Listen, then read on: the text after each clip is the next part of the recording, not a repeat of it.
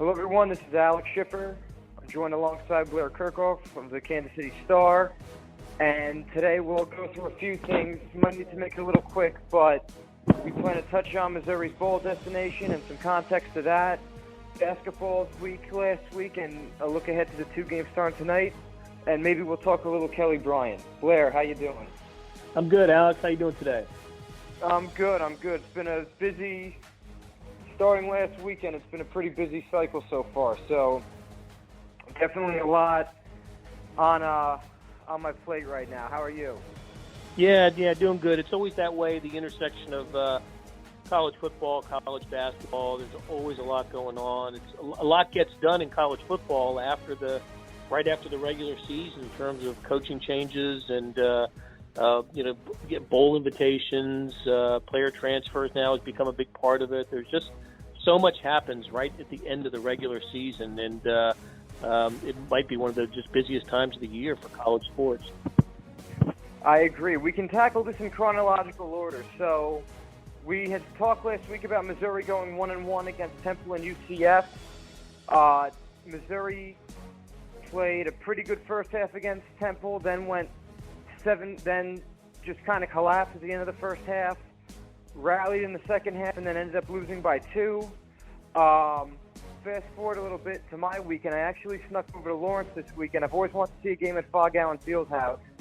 I snuck in. Missouri fans probably aren't happy to hear that, but I snuck in to see the Stanford game. I saw Gerald Fick hit that crazy 3 and thought that would be the craziest shot I saw the weekend. And then Jordan Geist with his miracle 3 to send Missouri into overtime against Central Florida in a game where they went over 7 minutes without scoring. They found a way to pull it out in overtime. Jeremiah Tillman with a great pivot move over 7'6" Taco Fall to give Missouri the go-ahead bucket. And so they went 1-1 as we both predicted. I think we both predicted it to be the opposite of what it did. But, Missouri kind of did what it needed to do last week, and now they have 2 very winnable games with Texas Arlington and Oral Roberts this week. So they and the way the schedule sets up with Xavier, Illinois in the bragging rights game, and Morehead State, there's reason to think that they could run the table the rest of the non-conference schedule. Possible. I didn't realize we hadn't talked since Temple. I found myself just angry watching the Temple game. Guys not getting back on defense, and here's Missouri shooting, having a rebounding edge and shooting over 50%, and doing a lot of great things on the statistics sheet, and then scrambling to be in the game and finally losing at the end. And I just thought, man, this team's got a long ways to go. But they did use. I think they used some lessons from that game, applied them to Central Florida. Jordan Geist playing playing 40 minutes in that game. How he has become the indispensable player for the Tigers, the reliable guy. And I forgot you told me you were going over to Allen Fieldhouse. You did see you saw 2 3-point. Geist was a true buzzer beater, right? I mean, Vic I think hit his. And Vic had 6.8 seconds left, I think, on his. Yeah, so they had to survive. Kansas had to survive a last gasp by Stanford to send that into overtime. But 2 good games that you saw, at least exciting games. And I was, it was good to see Missouri get out of the week with a split. I think it would have been pretty demoralizing had they gone 0-2 with both home games last week. That'd have been a tough week and really dispiriting if that had been the case. But still a ways to go for Missouri basketball. Still a work in progress. I looked at the box score the next morning and saw the game that Kevin Puryear had against Central Florida and went, oh my gosh, what happened there? And but Tillman gave him some good minutes, and Pickett gave him some good minutes. So you're seeing some things, but I'll tell you, I'm still hesitant on upside for this team. I want to see more from the Tigers. Yeah, and during the Temple game, and Central Florida reminded me a lot of this too. One of the reporters sitting next to me, Cam Teague, said, and he nailed it. He goes, the Missouri season so far has been very recipe, like almost, with how their games have gone. They've come out swinging the first 10 minutes of the first half. In the second part of that first half, whether it's the last 10 minutes or just the last 5 minutes, or a little in between, like Sunday with the scoring drought, something happens where it was a 13-0 run that Kansas State had, the 7-minute scoring drought on Sunday, the turnover-filled episode against Temple. Just something happens where they go in halftime buried a little bit. They come out fighting again in the second half and then ultimately fall short. And Saturday and Sunday, was kind of the exception of that, where they had all those things happen, but they came out with a win. But if you go and look at the Iowa State game, the Kansas State game, the Temple game, that has really been the way it's gone for Missouri in a lot of its bigger non-conference games. It's that they give you a good first punch, they kind of fall on themselves heading into halftime, they get their act together only to have either buried themselves too much or to just not have enough to come up with a win. Interesting little monkey wrench I'm going to throw at you. It appears KJ Santos is going to play tonight. He tweeted game day with the eyes emoji. He's been practicing. I can't get any confirmation on that right now as to whether or not he's going to play, but it looks that way. I think first off, I think this is the kind of game you want to bring him into with a lower tier opponent. They play Texas Arlington. Chris Ogden, the coach, longtime assistant for Rick Barnes, and was with Chris Beard recently. They have no size on that team. Their biggest player is 6'9", and most of them are 6'4", 6'5", 6'6". Chris Trevino called them the mid-size team. They're not an SUV. They don't have Volkswagen size. They're like a mid-size car. And I'm very curious to see the impact he can have on their offense. What does he look like tonight? I think if he does play, everyone's sidebar, or at least mine, is going to be, did he change their offense at all? Does he give them anything that they didn't have? What does this look like with him, and can he help any of their scoring issues? Well, he's certainly but depends on where he lines up. He's definitely going to be something of a mismatch, especially against a low major type, mid to low major type. But I've been curious about him. We all have, really. He put up some numbers at Chicago, and we'll see. It'd be neat to see him play. I wasn't expecting to hear that. That'll be interesting. And gosh, Missouri just needs help in a lot of places. And when I look at Mizzou and I watch the Tigers play, it's funny. They're a better perimeter shooting team than I expect them to be, but inside the arc they're not good. They don't shoot 2-pointers particularly well, and that's got to get better. They've got to be able to score better around the basket. And but this it turns out to be a better shooting team than I thought it was going to be. Yeah, they lead the SEC in 3-point shooting. Who would have thought that? Right. Transitioning over to football, always an interesting Sunday with Bowl Sunday. Because I was at Fog Allen, I didn't get to watch a lot of the conference championship games. I stopped at the burger joint or the burger place at Lawrence and caught a little bit of the Big 12 title game. I saw a little bit of the SEC and would have been the late night one. The Big Ten a little later. Big Ten and the ACC, yeah. Yeah, but it seemed like, especially with Georgia not getting in the playoff, which is a whole other podcast, Missouri was kind of looking at the Gator or the Liberty, just kind of with the way things shook out. Music City really wanted Purdue, and they were going to do a repeat matchup. So Missouri heads to Memphis to play Oklahoma State. Fans didn't seem too happy about that. Oklahoma State's a 6-6 team.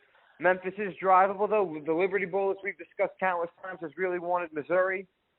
And, here they are. Some storylines, obviously. Barry Odom's an Oklahoma guy. Mike Gundy and Missouri saw each other a lot when they were in the Big 12. Barry Odom's nephew is actually a tight end for the Cowboys. And, Missouri's recruited Memphis pretty well since they've hired Odom. Tyler Beatty and Jonathan Johnson are two big pieces of offense. So, and us being the Kansas City Star, we're heading to another city for their barbecue. So, couple things to watch out on both fronts. But I understand Missouri fans' disappointment. I think the bottom line, though, is that there were eight-win teams in the SEC. Some of those programs, like Texas A&M, are national and have a little more sex appeal in other parts of the country. And I think if you're the SEC, I don't blame them for putting Missouri in one of the closest bowl games to their location, and also kind of challenging fans to show up for this one to see if it warrants more consideration for some of those further away tropical bowl games going forward. It's a good point. All good points, and I like the Missouri faithful. I was when I heard the matchup, I was sitting in the press box in Oakland on Sunday, and when I heard the matchup, my first reaction was, really? I mean, that was disappointed. Not only because it was a 6-6 Oklahoma State team, but it was a team that they played in a bowl game, in the last 4 or 5 years ago, I guess. It's not an unfamiliar opponent for Mizzou. And, I had hoped that, when it looked like Georgia was going to beat Alabama, I was thinking, oh, this is going to be great for Missouri. It's the only thing I was thinking about, not what it was going to do to the, to the SEC power structure, but man, Missouri's going to get a good bowl out of this. They would move up in the bowl pecking order, but not to be. When Georgia fell out of the college football playoff and kind of everybody lined up where we all expected them to, and it was going to be something of a long shot for Missouri to be in a Florida game on New Year's Eve or New Year's Day against a Big Ten opponent. I guess if you're not going to have that, my choice for them would have been the Music City Bowl, but just a personal thing. But the more I thought about it, Friday at is it a 2:45 start, 3 o'clock, something like that on New Year's Eve? That's a big thing. Not to not play at night on New Year's Eve is good. Play in the late afternoon, start in the day, end in the evening, be done by by midnight, and or at least be out of there for New Year's Eve. That's not a bad deal. And I think the optics are going to be good for Missouri on this. I think they will get fans to go to that game. They'll, it'll look good on TV for them, and they should win the game. I think Missouri should beat Oklahoma State. It's a really odd Oklahoma State team with what they've been able to do this year against good competition. They went 3-6 in the Big 12. One of those wins was over Kansas.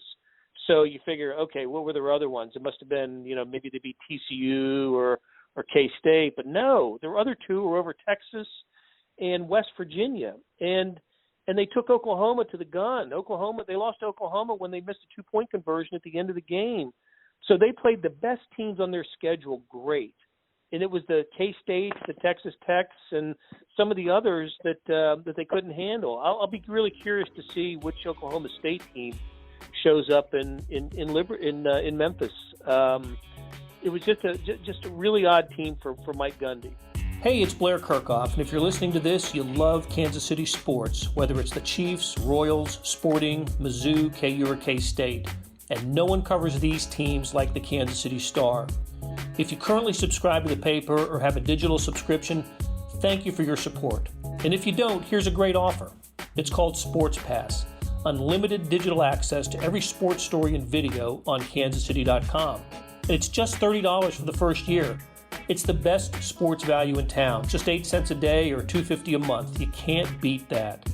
Subscribe now at kansascity.com/sportspass. Yeah, and I think they're running back and one other NFL prospect on the team already announced they're sitting out the bowl game. So, but then again, we thought that would be an advantage for Missouri when Texas had some of their guys sit out last year, and that didn't really change things. I agree with everything you said, to not really repeat any of that. I think that this is a bowl game Missouri should win for sure, and I think the more interesting thing, as you said, are what does everything else look like? Do fans travel to Memphis? I think Beale Street and that appeal on New Year's Eve is a bit of a factor. I think that the fans that are complaining about the location, well, are they still the ones that would have gone up and paid for money to go to Jacksonville or Orlando? And good question. Yeah, and that's the whole thing. It's like, oh, well, we got stuck with this. Well, were you going to go to it anyway? Location pending. So I agree. I think this is a good test for Missouri. and we'll kind of see.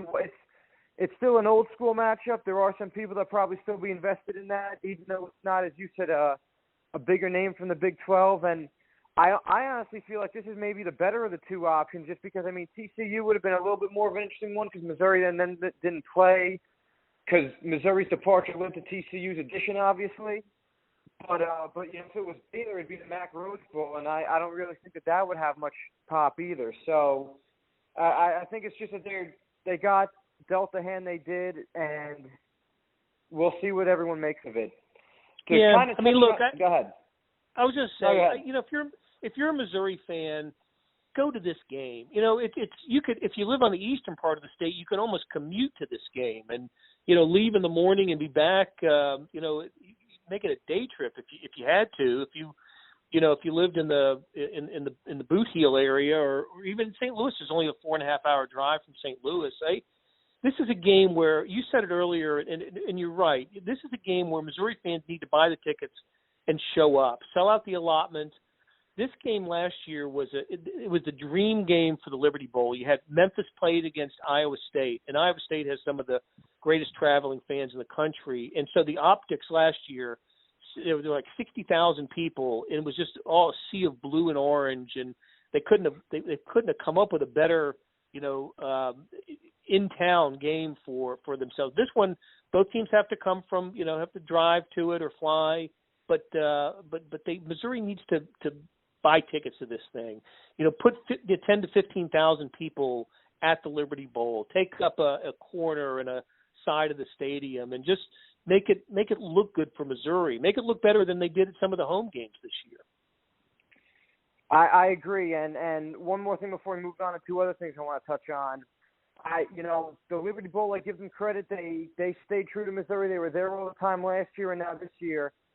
To me, if you're Missouri, I think that you are now gunning for I said how the Liberty Bowl is that and Music City were fallback plans in case something else happened. If you're Missouri and you want Music City to be your next fallback for next year, depending upon how the roster shakes out, I think you need to sell this out and look as good as you can. Nashville's not too far away, and I think Music City's going to have their eye on the Liberty Bowl and see, well, what did Missouri do?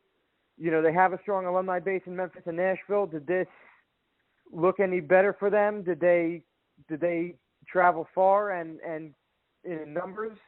And can they do the same with us now? So I think that this will have implications for Music City and some of those going forward.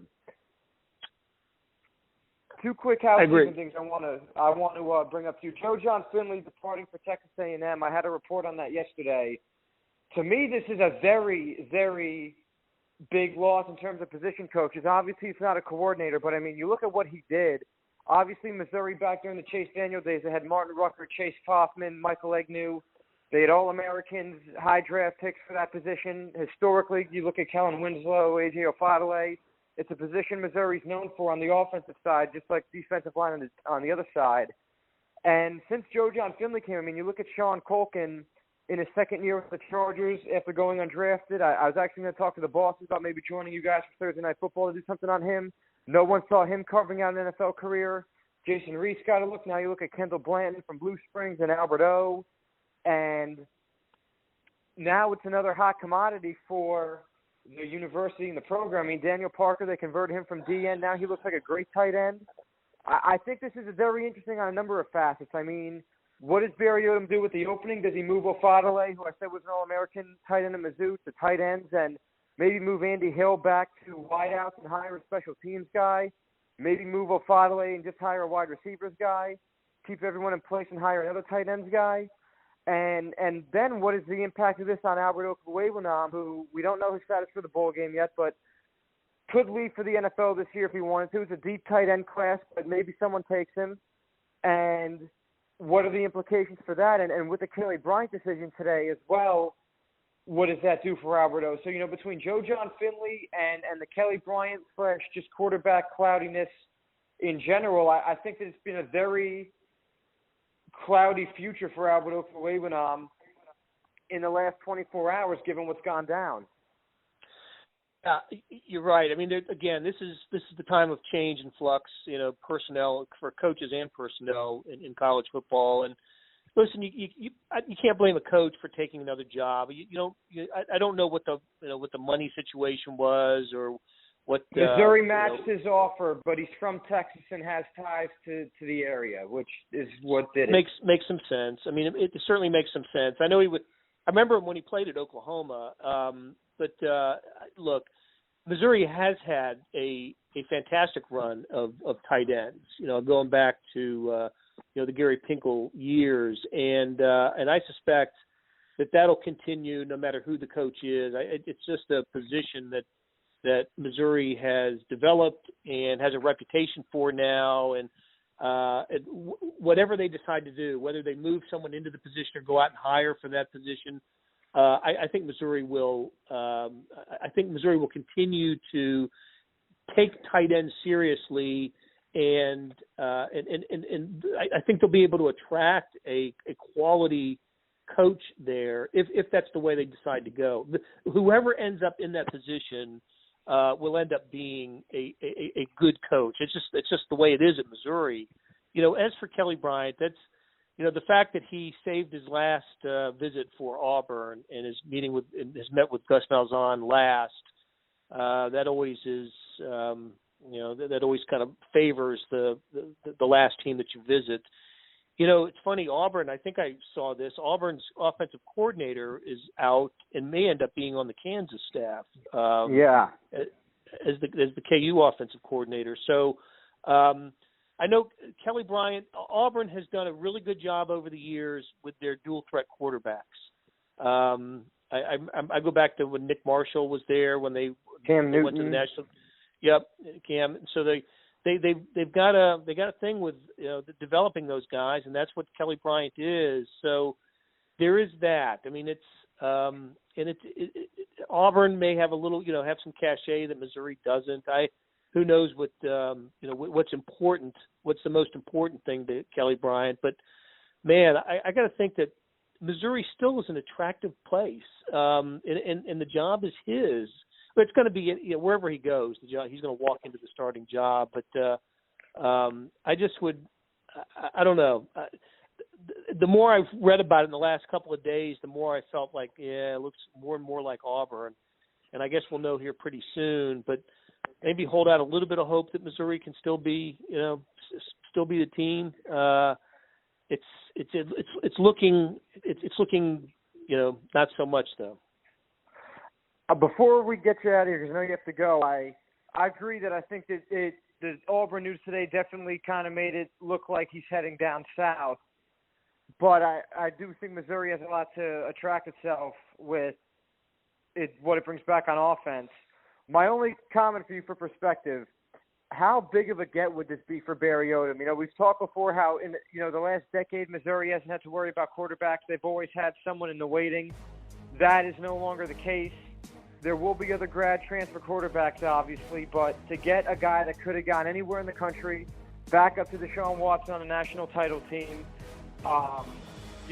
given everything that's happened with Barry Odom, just how, and especially with today's news of the Auburn visit, just how big would this be for Barry Odom to get Kelly Bryant? Well, major. I mean, it'd be as big as get as the head coach. It would say a lot about Missouri and Barry Odom. It would say a lot that a guy who of Kelly Bryant's stature, believes in the direction of the Missouri program, and it's a place where he wants to be. I mean, it's not. It doesn't suggest otherwise if he ends up going to Auburn or someplace else. I mean, I still think that the arrow point is pointing up for Missouri and for Barry Odom. But besides the practical purpose of filling a gap for next, the important gap for next year, I think it's a positive, a very positive commentary on Missouri football, that it can attract a player of this caliber. Missouri has had top recruits, 5-star guys pledge and play at Missouri. It's not like it's not like they're the underdog all the time in these matters. But But every few years, you need a reminder that you can attract this type of athlete.